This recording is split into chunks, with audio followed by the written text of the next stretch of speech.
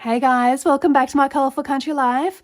Today I have something really cool to share with you all, and it is actually the next installment in my colour combination series, and this time we are moving on to Derwent Inktense.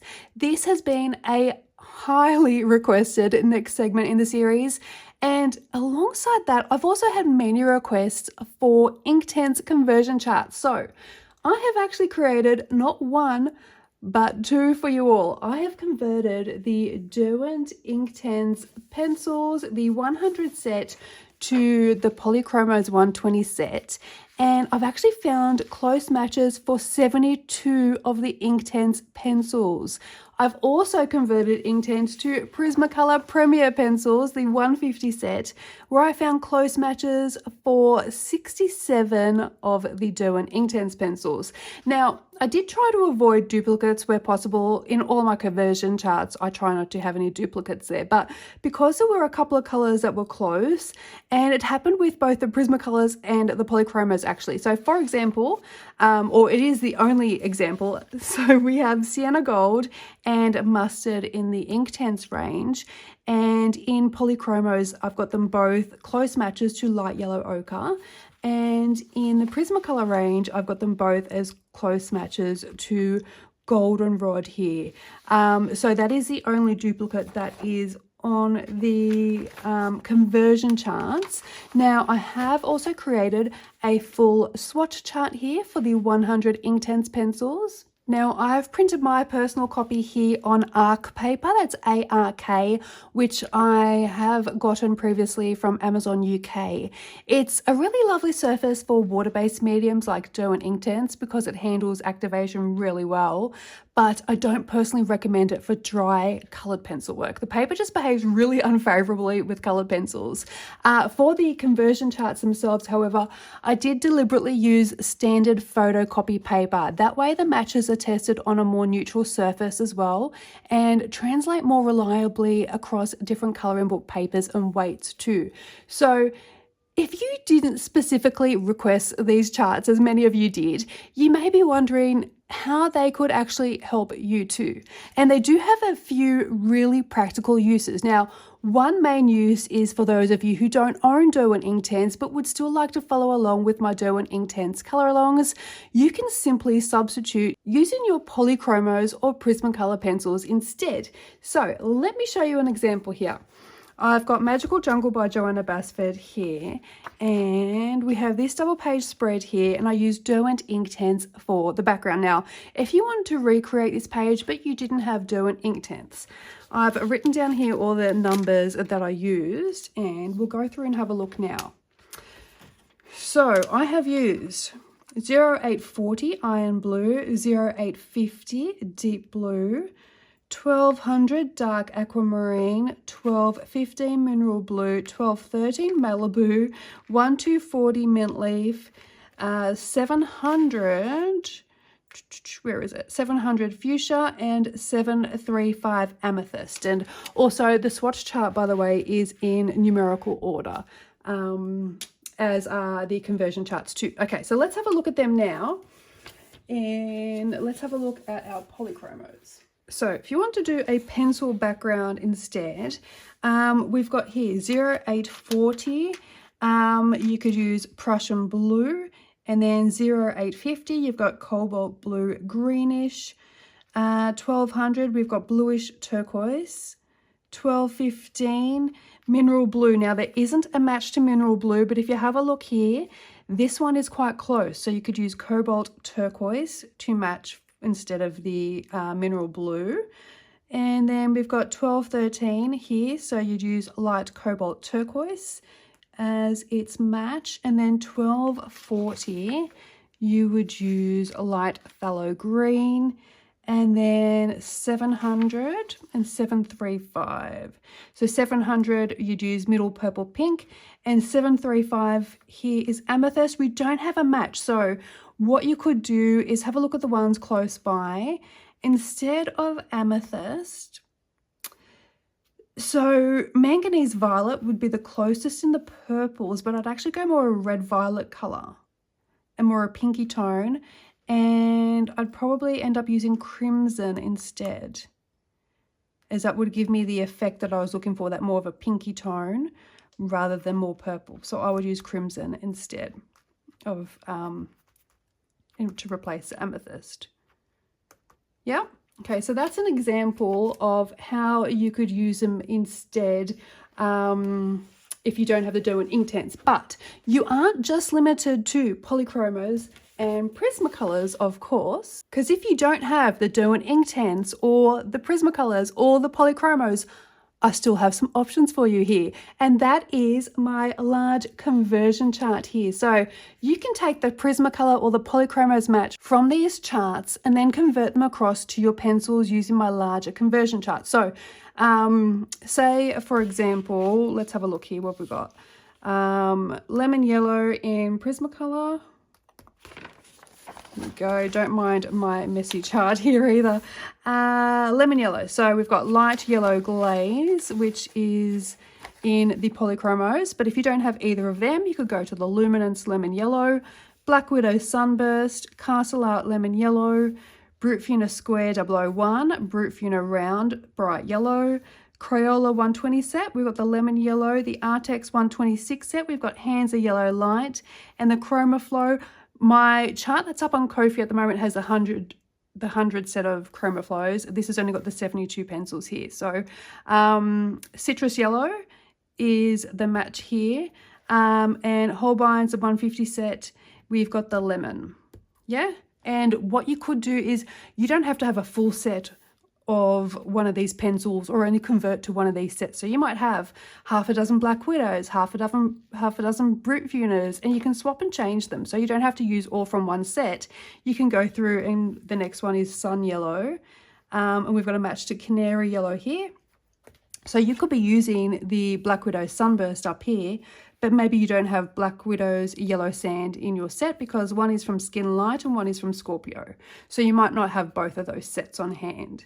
So you could go from the Sunburst and then maybe go over here and use the Chroma Flow Sun Yellow, for example. So that's how you could match up your pencils that you have in your collection to use in replacement of Inktense. I hope all of that made sense and that wasn't a bit too much information overload. If you do have any questions, please leave them in the comments for me. So the conversion charts actually give you a full bridge from Derwent Inktense into whichever pencil set you already own. Now, the second really helpful use is for those of you who like to base with Inktense and then layer colored pencils over the top for depth, which is something that I really like to do too. So if you base an area or an element on your page with an Inktense color, you can then go and find that color on the conversion chart and choose a slightly darker and a slightly lighter pencil from the same color family to build your shadows and highlights. That way your pencil combination stays perfectly harmonious with your Inktense base. So let's have a look at a few examples here. And I do have Mythomorphia here to show you in a moment. But for example, say you were basing with, what can we use as an example here? Maybe you were basing with, okay, let's choose a color that I actually do base with a lot, and that's amethyst here. So if I'm basing with amethyst, I can come back and have a look here and see what colors might work as my shadow colors and my highlight colors as well. Now, a lot of the times when I do base with one of my lightest colors or my second lightest color. So in this case, it's probably going to be my lightest color, but I can then add white with my pencils over the top. So we're looking at Prismacolors here. So I'd use my Prismacolor white to add in my highlight area. Now, amethyst would be then my next lightest. So we'd use white and then amethyst, and then could possibly go to orchid. So you'd use white pencil, then your orchid pencil, and then I'll probably go to Dahlia purple here as another mid-tone and dark purple as my darkest. So we would base with amethyst and then go over the top in my usual blending gradient. I would use dark purple, Dahlia purple, orchid, and then white. and then it is all harmonious. So your base color and your pencil blending over the top are all harmonious. So that is a second way you can use it. And let me show you from Mythomorphia here as well. Oh, there we go, open straight to it. So for my little unicorn here, I actually used the Inktense 800, 900 and 1100. So where's 800? Violet, 900 is iris blue, and 1100 is deep indigo. So I would have went deep indigo, violet, iris blue. So really deep, dark blue to the purple tone to the light blue.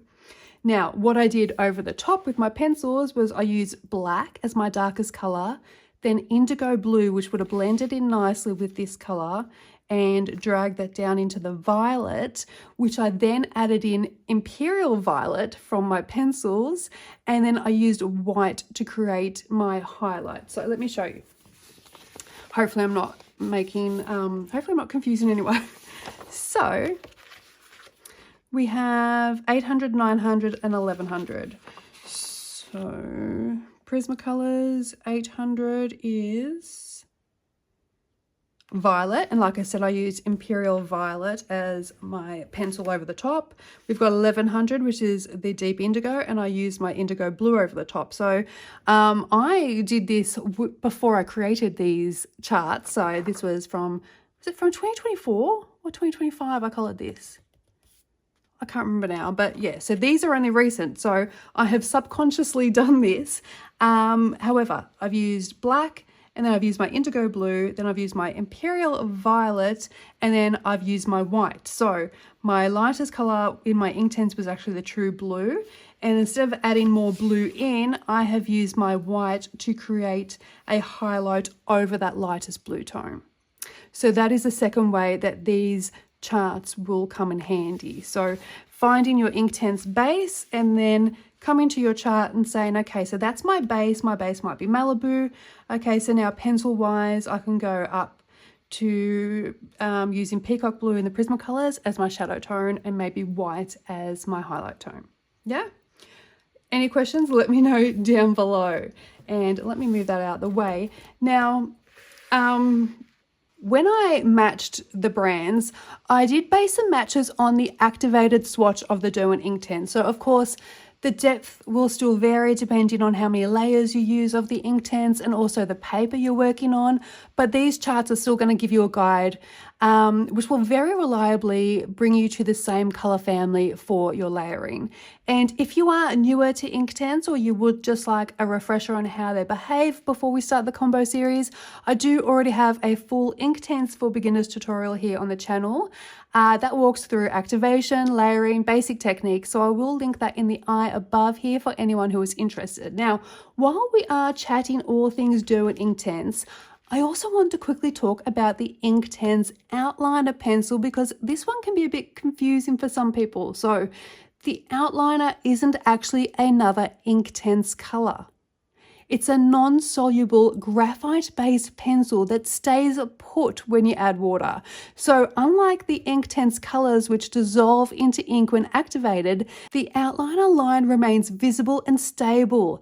It was designed for artists who wanted to draw outlines and then paint over the top with Inktense washes without losing their line work. So let's have a look and I'll show you what I mean.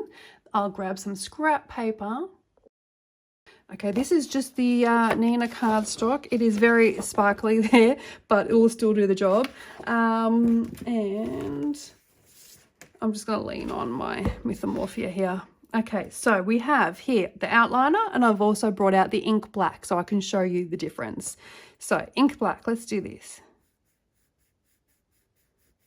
That is ink black.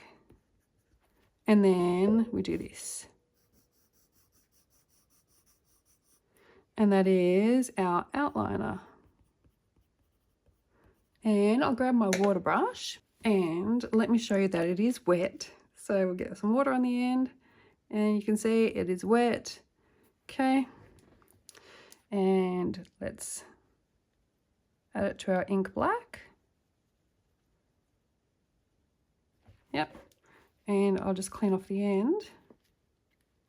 And then I'll show you, make sure it's still wet.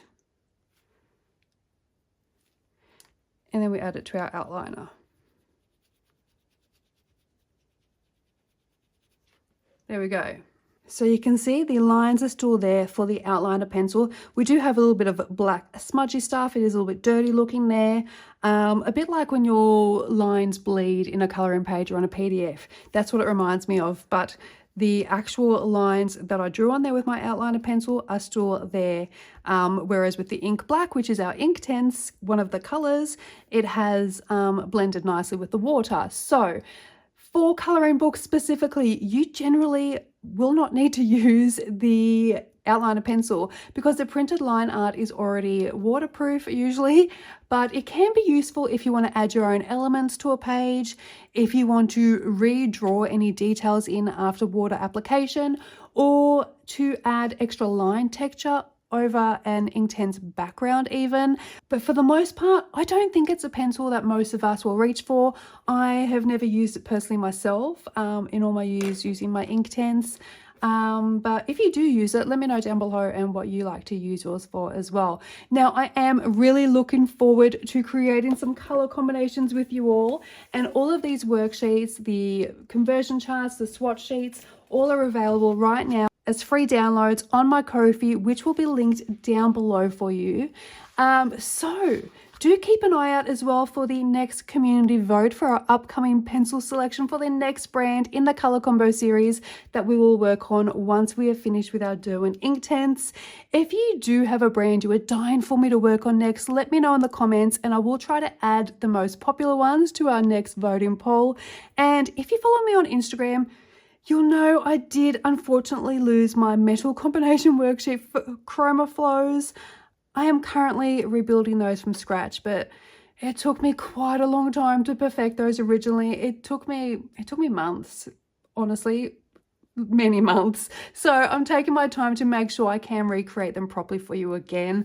But they will be coming hopefully not too far away as well. And of course, all of these resources will also be going onto my website as well in due course, which may actually have been released by the time you see this video, or very soon to this video coming out. And on that note, I really hope you find these worksheets helpful.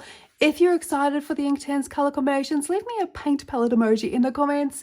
Thank you so much for watching. If you enjoyed this video, please consider giving it a like and consider subscribing if you haven't already. Happy coloring, take care, and I will see you all very soon. Bye for now.